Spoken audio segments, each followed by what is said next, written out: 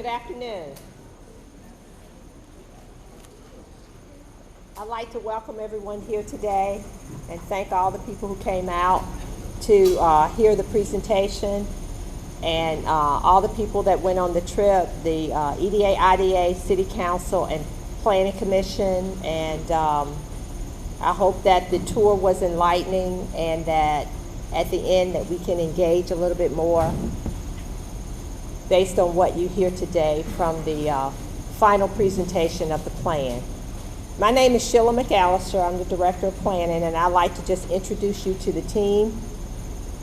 With us, we have our consultants with WRT, Walter Robertson Todd, and that would be Stacy Blankins and Woo Kim. They work with us also at the southern end of the city on our Choice Neighborhoods Initiative.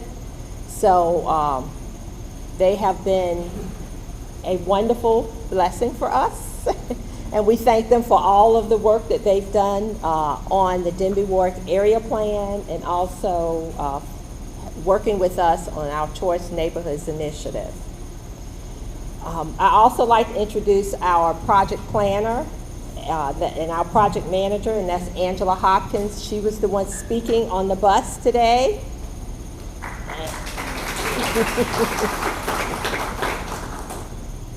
And what you will hear today, because I know many of you have had presentations on the plan, so what you will be being presented today is the final plan and the recommendations from the plan. And know that once this plan is adopted by City Council, it becomes an amendment to our One City, One Future comprehensive plan. So now after Woo Kim and Stacy give their presentation, Angela Hopkins will come up and discuss next steps. So I will now turn it over to Woo Kim.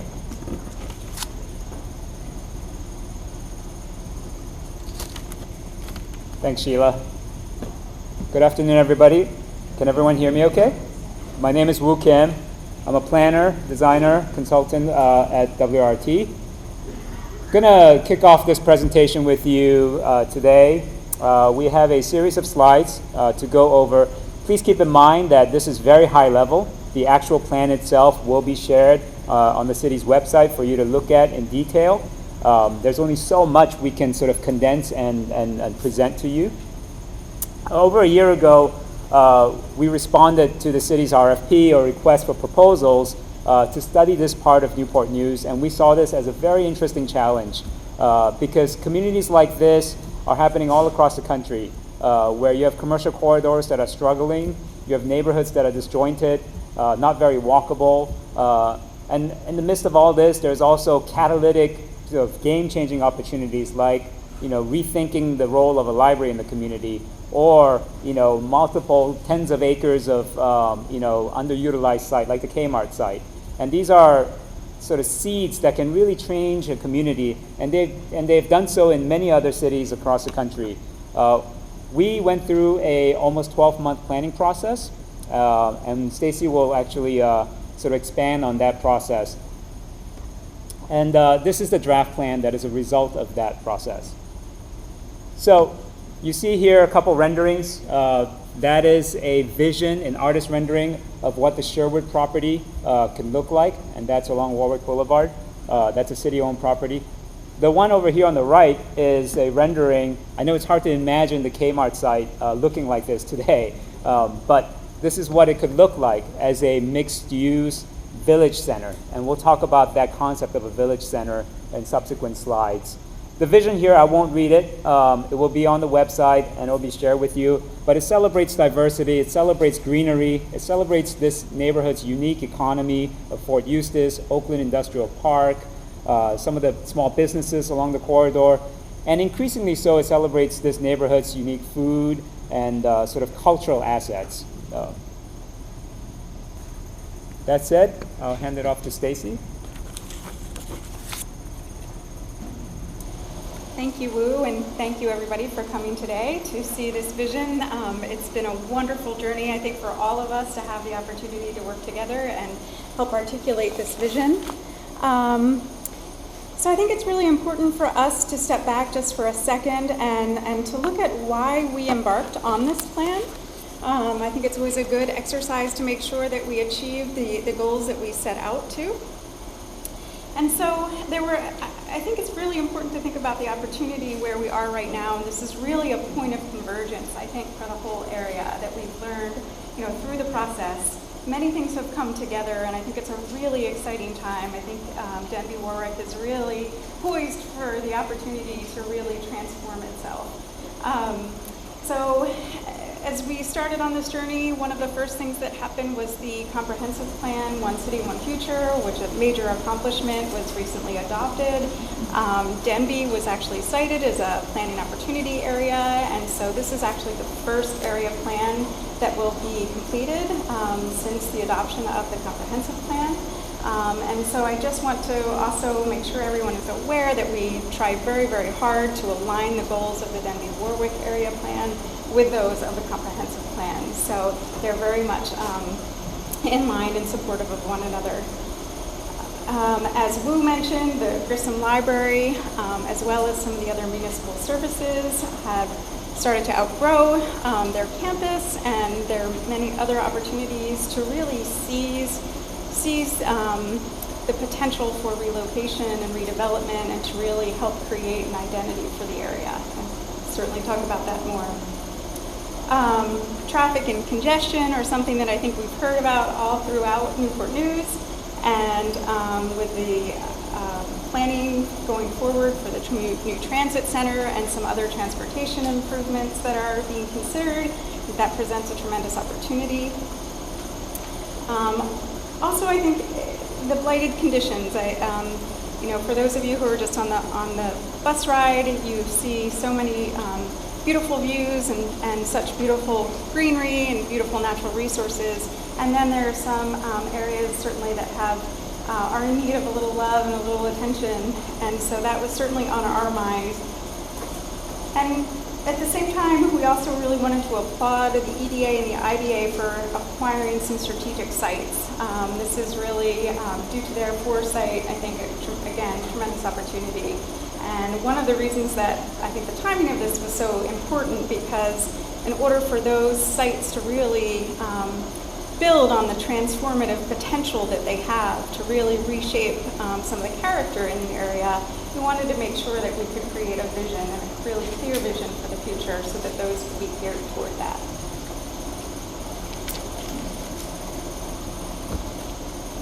So from the outset, it was very, very important, I think, for everybody involved that we include, that we work closely with the community and really have the community drive the vision. And so from the outset, we set up a citizens advisory group comprised of neighbors and residents and business owners. We also work very closely with the stakeholders throughout the process. We had 3 major community meetings. We did a survey that was published in both English and Spanish. In addition, we had 5 different focus groups focused on different topics. And so this is very much an articulation of the time and the dialogue that we spent with the community, and very much a result of the input that we received. So all of those events in the early stages of the planning process led to a number of different priorities. That was a pretty long list, and I think the whole community is very passionate and has many ideas for the future. We organized these into 5 different buckets that became the 5 guiding themes, and again, there's strong parallels with the comprehensive plan.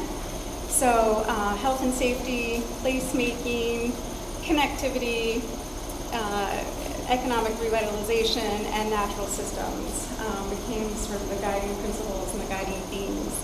And that led to a number of goals, and many of you have already sat in on those, so we'll give you the highlights today, and also hope that you'll visit the plan and look at those more closely. So placemaking. Placemaking became one of those themes that was really crucial in the shaping of this plan. I think there were 2 things that really came out of a lot of our discussions with both young and old residents of all ages. And for those who are attracted to the Denbigh area, as much as they love being close to the water and the natural resources, it became very clear that many people recognized that there was sort of a little bit of a lack of a sense of place or a sense of identity. So that was certainly one of the things that took priority for us in the plan. And I think the other need that really resonated is the need for third places. Places where people could go that are not home, that are not work, but places that you can gather with your neighbors, with your friends, to take in a concert, simply have dinner, have a cup of coffee. Those are the sorts of things that I think people felt were very much lacking. And so that was two of the reasons that we wanted to focus on placemaking. So with that, we tried very, very hard to focus and to build upon some of the spaces that are already here, and also to look at other opportunities, such as the library, to really emphasize the sense of place in the community. So there are three primary goals for placemaking. Again, I don't want to go through them all here, but I wanted to point to one of the first strategies for us, which was establishing a series of mixed-use villages. And we'll be talking about this a little bit later, is that it forms the foundation for the big moves of this plan. And what we're hoping to do is to really start to think about aggregating some of the sprawling uses that extend along Warwick Boulevard into more village centers, so that there are some distinct places to start to create a little bit more density, introduce a variety of housing, and also improve upon the walkability and hopefully bikeability of Denbigh, so that there are also some alternatives, modes of transportation.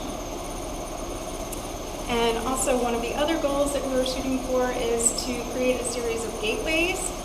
There's much to celebrate, much that defines the area, and we would really like to put that onto display and welcome people to the area.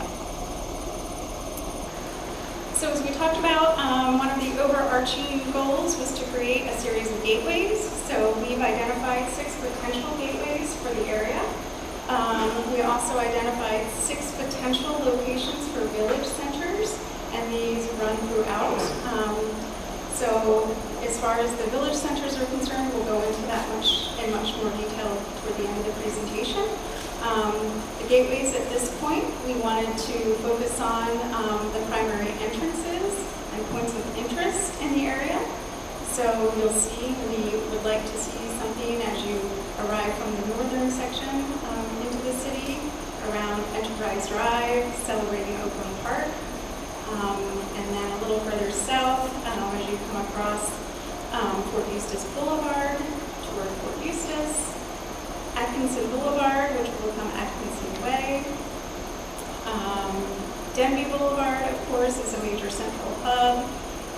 Bland Boulevard, and also Oyster Point Road. And so as you can see, many of these are at cross sections throughout the neighborhood that seize upon the east-west connections. So you might be wondering what in the world we're talking about in terms of gateways.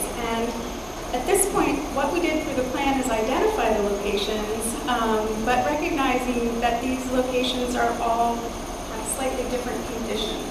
And so what we hope the next step would be is to create a toolkit.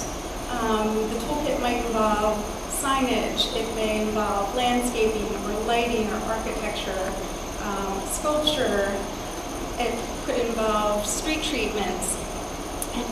So there will be a unified system that could be, combined in any manner of way to mark different entrances. So, for example, as you arrive coming across Denbigh Boulevard, perhaps there's a way through architecture and signage and lighting that would create a point of arrival. But perhaps as you arrive coming across Fort Eustis Boulevard and the northern section, perhaps it's more of a landscape treatment and signage. So what we would hope to do is encourage the next step to be creating that palette, creating that identity, and developing this toolkit of parts per se. The second theme that also rose to the top as quite a priority for the community is health and safety. We really heard again and again concerns about citizen safety, resident safety, and pedestrian safety. So this became, again, one of the second most important themes and a big part of the plan.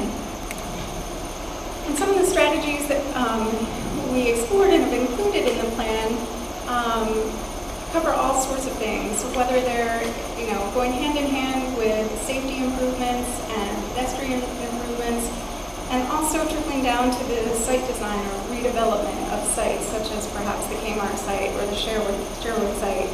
So what we really focused on is looking at ways that we can put more eyes on the street, bring more people to the street, more people out and about, so that there is more of a presence.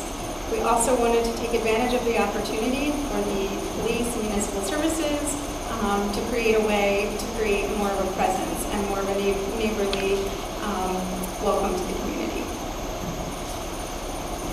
Thanks, Stacy. So I'll take it from here, and the next vision element is connectivity.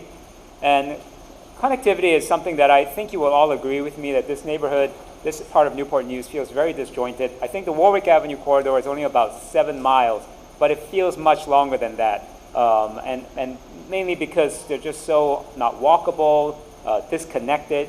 When we talk about connectivity, we're talking about multiple modes of transportation, bus routes, bike lanes, enhancing walkability, creating an interconnected system of neighborhoods, of assets within the within the community, and primarily also taking a very strong look at these east-west connections.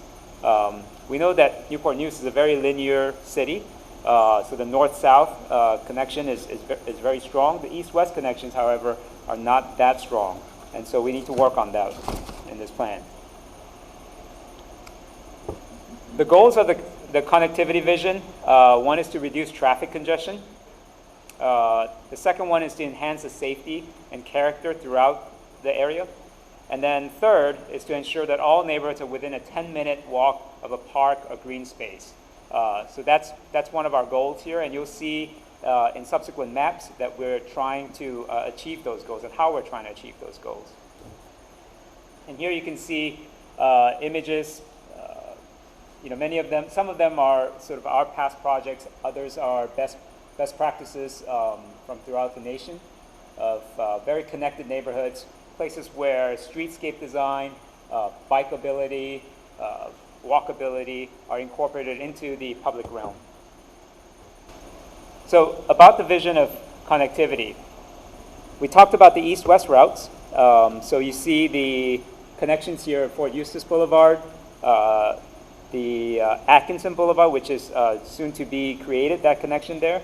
Denbigh Boulevard also, Bland Boulevard, Oyster Point Road. Those are all the east-west connections that we're going to emphasize.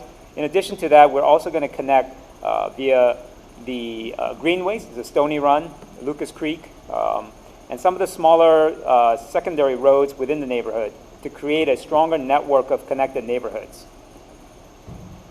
In doing so, we're going to strive to expand publicly accessible green space and then support other elements that we talked about, such as health and safety and protecting the natural systems. Finally, we're going to illustrate a desired vision that will require further study.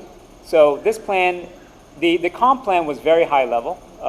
And if you can think of sort of zooming in a little bit closer, this small area plan zooms in some more and approaches at a more granular level. Now, with your approval and with leadership of the city, we need to start diving deeper and go into sort of an even micro level of connectivity studies, of traffic, of engineering, and those types of things. Here's an example of creating a more connected neighborhood and a multimodal neighborhood. So this map here is the Lucas Creek Road.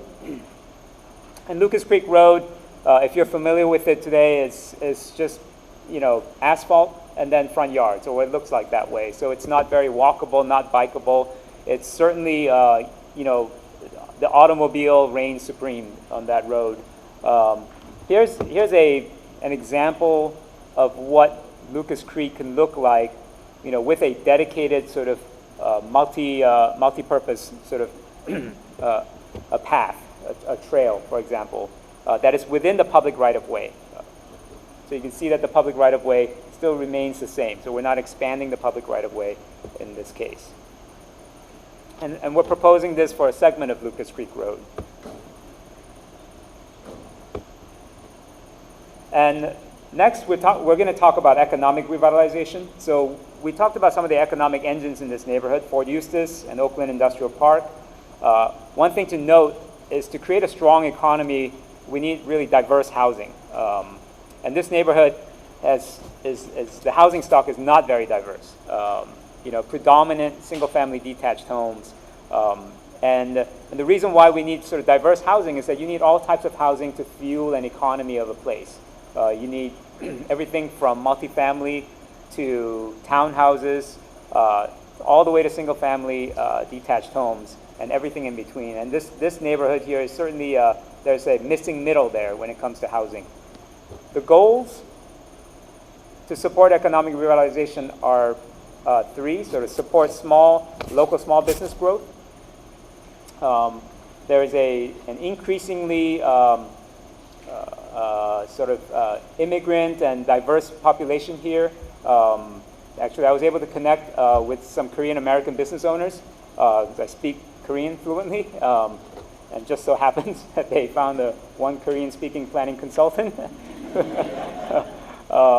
Was able to connect, and it was very interesting to talk to those business owners, to find out why they located business here, and to find out what their sensitivities are and what their vision for their businesses are. Second goal here is to create opportunities for new job creation, thinking about places like open air, indoor markets, and restaurant incubator spaces. These are feedback that we received from community meetings. An example here in the region is in Norfolk. There is a place called Selden Market. That's something like that. It's a space to incubate business. And the third goal here is to ensure a wide range of housing options by encouraging new types of housing. So we talked about that. That includes attached townhouses, duplexes, senior housing, and everything else. And here's some example of mixed-use buildings, business incubation spaces. Finally, the natural systems. So, it's always important to think back to the heritage of this place. This was largely agricultural land many, many years ago, and the elements of the agricultural landscape still remains today, and it's important to keep that in mind. So the creeks, the topography, the vegetated areas, and one of the things that we keep hearing from community residents, they love the greenery here and the natural systems that they have access to. The goals that support the natural systems are to preserve green corridors and a natural buffer along waterfront with integrated multi-purpose trails and paths to protect natural resources, air, and water quality. And then another goal to encourage new development and significant redevelopment to incorporate resilient design, green building practices, and dedication of public open space to manage stormwater runoff. And these are some examples nationwide where you have green infrastructure elements incorporated into new development, into the public realm, and then you have parks that have an ecological and educational purpose as well. About the vision here, resiliency and sustainable practices to minimize the impact of built environment, expand green infrastructure, preserving the priority green corridor. So you see here Stony Run, as I mentioned earlier, Lucas Creek, green corridors here to preserve. And we need to make sure that residents in this neighborhood have access and they can enjoy these natural resources. And so our concepts and renderings show some of that and how we incorporate those elements. So going to the big moves of the plan, as I mentioned earlier, these are the primary, so the major big moves, and there are a lot of elements in this plan, and I encourage all of you to look into those. We divided this neighborhood into three sectors, so the north sector, the core, and the south sector. And we're proposing village centers. Now, we're proposing a number of village centers here. That doesn't mean that they're all going to happen, but we want to make sure that we have options in this neighborhood, and with your input, we'd like to make sure that there's at least one village center that can be implemented in the short to medium term in each of these sectors. as a response to the initial sort of conceit, which was that there isn't a place here. There isn't a town center or village center type place here. Catalytic sites. So I think everyone here is familiar with the very highly visible, the Kmart site, which is vacant. As city control, it's publicly owned, and that can be a game-changing opportunity to create transformative change in this neighborhood. The other catalytic site is the Sherwood Site, and that's a functional strip mall now, but it is largely publicly owned and is ready for redevelopment. And then finally, we're going to talk about land uses and and how this plan proposes a few adjustments to the land uses. Largely, we're in keeping with the comp plan, so the future land use proposed in the comp plan still remains intact. The idea for village centers was directed to us by community residents to establish a series of pedestrian-friendly, mixed-use village centers along Warwick Boulevard. So the majority of neighborhoods are within a mile or less of a village center. We wanted to make sure most of the folks here who live here have walkable access to a village center. So these are some of the proposed village center sites. And you see the Kmart site and where we are today at the Denbigh Community Center, proposed as a village center. And the final segment of this presentation, we'll talk about the land uses and walk you through some of the proposed changes to the land uses. I'm going to spend more time on the Kmart site and the Sherwood site, just because in respect of your time. But please feel free, if you have questions, we're here to answer them. So the Oakland Park area, these are the potential redevelopment sites. And on this slide here, this is the proposed land use in the One City, One Future comprehensive plan, the future land use proposed there. Out of this planning effort, and keep in mind that we're sort of, the small area plan zooms in a little bit closer than the comp plan. And out of that planning effort, we're proposing a few changes to the future land use. The changes include going from neighborhood commercial to community commercial, and then the Atkinson Way potential redevelopment sites. This is the future land use as proposed in the comp plan, and then this is the proposed future land use out of the Denbigh-Warwick small area plan, or the area plan.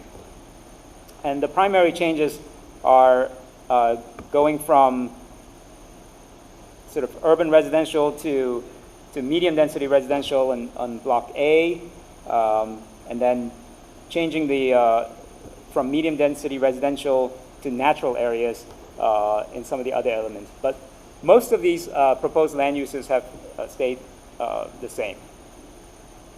This is the one that will show sort of more detail in terms of the rendering. So this is the community center area. I'm sorry, this is not the one with more detail, but this is the community center area, and the proposed land use changes go from community facilities, which is here, to residential, which is over here. And then changing from number 5 over here, which is low density residential, so proposing a change to low density residential. So that is the proposed land use change in that area of the neighborhood. This is the part where we're taking a very close look, the Kmart site and the Sherwood site. And as you can see, the land uses, the proposed land uses are largely the same, but we're taking another look and changing from neighborhood commercial to community commercial, which neighborhood commercial is sort of more auto-oriented commercial, and community commercial is sort of what we're proposing, which is a mixed-use, walkable, sort of lifestyle center type place. This is the south sector and the potential redevelopment sites in the south sector of the plan. Medium density, changing from community facilities to medium density residential, primarily in this area here. So So we'll talk a little bit about the Catalytic Sites at this time. I mentioned earlier that there are a few elements to this planning assignment that were very critical to this, to how we sort of rethink this neighborhood. The Sherwood Site, the Kmart Site, where Grissom Library and the Municipal Center goes, and the Denbigh Community Center. And this is where they're located today. And this is where we propose. So this is the Sherwood Shopping Center. This is the Grissom Library and the Municipal Center. This is the Denbigh Community Center where we are today, and the Kmart Site. And here is the Kmart Site today, and what you see here in this sort of highlighted parcel here is what's publicly owned. And you can see sort of, from this aerial that it's very auto-oriented, and it's a corridor that you could drive through and sort of not realize what you're driving through, and doesn't have a sense of place. The idea here is to create a town center or village center concept. Through the planning process, we looked at a number of best practices. We made sure that the town center leverages the unique assets of the site, the Stony Run Creek, making sure that there is a town green component to this, that there's a mixture of uses, that we incorporate sort of the 5 elements that we talked about in the very beginning.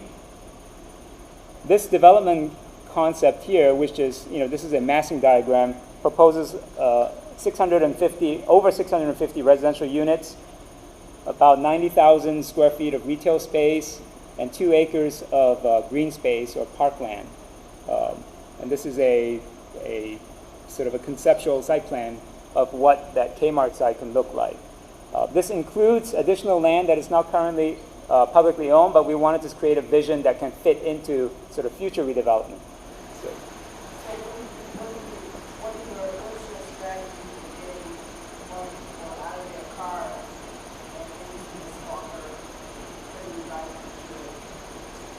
So. So the question is, what's our strategy? What's our strategy for getting people out of their cars and into a walkable sort of mixed-use environment? That's the question. So the strategy is to create a destination. You have to create a place and a destination for a reason for people to come to want to be here. Whether that's an anchor or whether that's the vibrancy of the town green, the green space, and how it's activated, how it's programmed. That's the strategy. And that's going to take not just the public sector, but the private sector as well. It's going to be a partnership between those 2 sectors to make this vision happen. I'm really trying to see what is the attractor from the citizens. What is it that people are wanting to be able to get out of their cars? I think that's going to be the winning piece. Yeah, I agree. Yeah. The question is, what is the strategy to make people want to get out of their cars? Yeah. It's, in these types of mixed-use lifestyle centers, the idea is always park once. So once you've parked your car, you don't want to get back into your car and drive to another store. You want to just keep walking around and keep, spending time, spending your dollars, to drive the economy of these places. And there are good examples in the Hampton Roads region of places like this. Peninsula Town Center is one that comes to mind in Hampton. The town green, has health benefits, environmental benefits, social benefits, placemaking, and it will have a fiscal benefit as well to the city. And here's an example of a roadway intersection. This is what's typical today. It's a 5-lane road, fronted on both sides by parking. And this is what it could look like if you sort of design that road in a different way within the right-of-way without expanding the right-of-way, that you can create sort of multi-purpose pathways for pedestrians and bicyclists, buffer the parking and bring development right up to the street to create more of an urban feel and experience for pedestrians and for retail, for customers. And increasingly so, this is what, you know, this generation and future generations want in their environment. You know, the planning sort of tenets of the past, which is, you know, the automobile reigns supreme, and we all have to follow, you know, traffic and transportation principles, is no longer applied today. Everybody wants sort of an experience, a more walkable experience. They want to be able to walk around and go to shops and you know, hang out with friends. This is the Sherwood Site, and the highlighted area sort of shows you what's publicly owned. There is a piece that's not publicly owned, which is, I think, the Popeyes, the pad site. And the vision here is to create a village center that is also a civic center, a civic hub, and to leverage a new Grissom library to create that civic hub. And communities are doing this across the country. It creates a place, a civic place, for citizens to come gather. And here are the land use concepts, so the massing diagram. So you see the library here in dark navy. You see the municipal services, police, fire. They can all sort of coexist and use the different adjacencies of this site to their benefit. You can also create sort of retail and mixed-use spaces within this site to activate it as well.